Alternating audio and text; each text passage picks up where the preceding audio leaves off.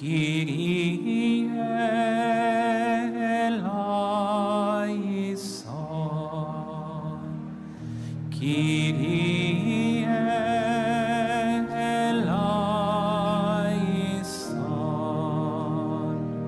Christe eleison,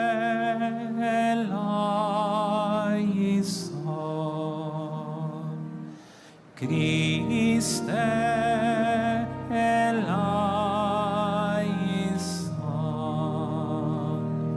Kyrie eleison,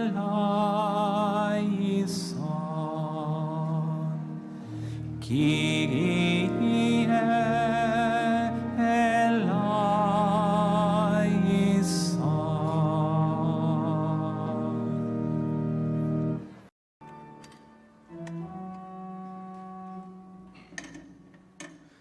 O Senhor esteja convosco.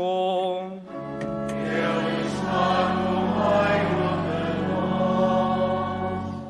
No Evangelho de Nosso Senhor Jesus Cristo, segundo São Mateus. Glória a vós, Senhor.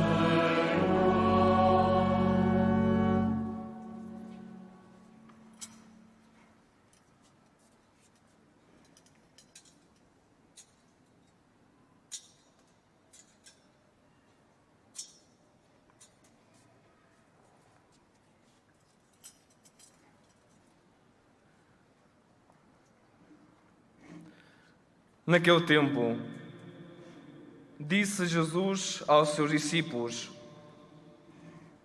se o teu irmão te ofender, vai ter com ele e repreende-o a sós. Se te escutar, terá ganho o teu irmão. Se não te escutar, toma contigo mais uma pessoa ou duas, para que toda a questão fique resolvida pela palavra de 2 ou 3 testemunhas. Mas se eu não lhe der ouvidos, comunica o caso à Igreja. E se também não der ouvidos à Igreja, considera-o como um pagão ou um publicano. Em verdade vos digo, tudo o que ligardes na terra será ligado no céu, e tudo o que desligardes na terra será desligado no céu. Digo-vos ainda, se 2 de vós se reunirem na terra para pedirem qualquer coisa, ser-lhes-á concedida por meu Pai que está nos céus. Na verdade, onde estão 2 ou 3 reunidos em meu nome, eu estou no meio deles.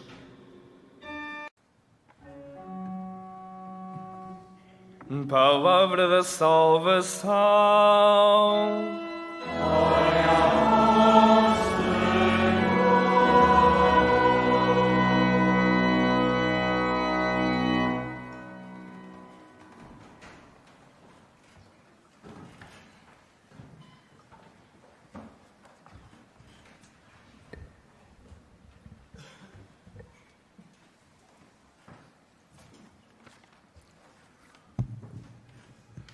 Caros peregrinos presentes aqui no recinto do Santuário de Fátima, ou todos vós que acompanhais a transmissão desta celebração, hoje a Palavra de Deus fala da nossa relação uns com os outros.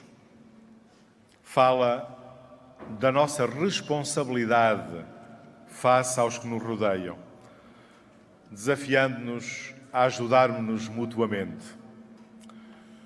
As dificuldades de convivência fazem parte da nossa vida. Diz-se habitualmente que onde há 2 pessoas, há 2 maneiras de pensar e 2 modos diferentes de ver as coisas. E por isso é natural que surjam dificuldades na nossa convivência e na nossa relação mútua. Mas a convivência uns com os outros está também marcada pela nossa fragilidade. E acontece por vezes ferirmos os outros com as nossas atitudes ou palavras, ou sentirmos feridos pelos outros sem que eles muitas vezes o pretendessem fazer. Quantas vezes não acontece termos dificuldade em compreendermos-nos uns aos outros, em compreendermos as razões de cada um. Nas nossas comunidades cristãs, e apesar de sermos cristãos, há tensões. Mas também há tensões e dificuldades na relação nas famílias, entre marido e mulher, entre pais e filhos. Há conflitos nos lugares de trabalho, conflitos e tensões com aqueles com quem nos cruzamos. Vivemos tempos de relações frágeis e feridas. E a palavra de Deus hoje aponta-nos caminhos para curar as relações uns com os outros. Antes de mais, as leituras agora proclamadas e que acabamos de escutar dizem-nos que somos responsáveis uns pelos outros. Mas sermos responsáveis uns pelos outros não significa sermos juízes uns dos outros. Não nos cabe julgar os outros. Por vezes, cabe-nos eventualmente corrigi-los. No elenco das obras de misericórdia espirituais consta corrigir os que erram. Isto é, dito de outro modo, ajudar aqueles com quem vivemos ou convivemos a fazer o bem. Aquilo a que a tradição cristã chama a correção fraterna significa que não podemos ficar indiferentes diante dos outros. Nós somos efetivamente responsáveis uns pelos outros. E por isso somos chamados a ajudarmos-nos mutuamente, a fazer o bem. Nunca é fácil curar as relações feridas e assumir a responsabilidade pelos outros.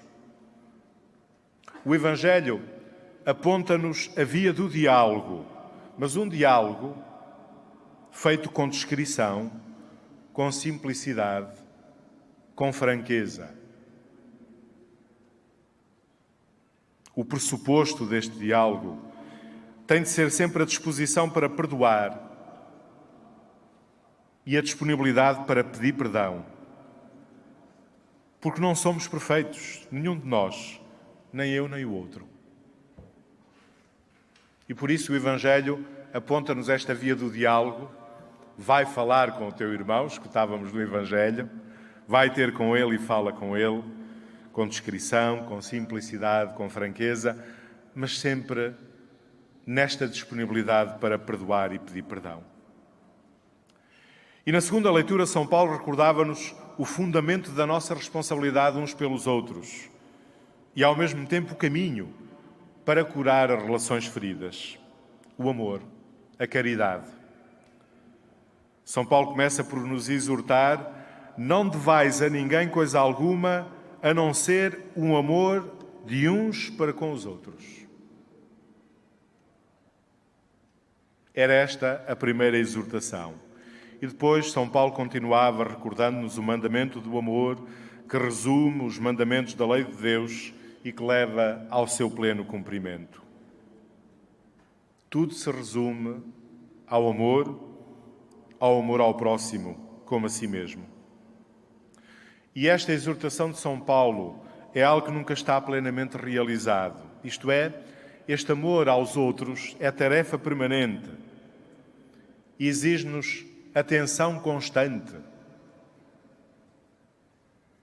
Mas, de facto, só o amor pode curar as nossas relações feridas e orientar-nos nas inevitáveis tensões que a convivência uns com os outros sempre provoca.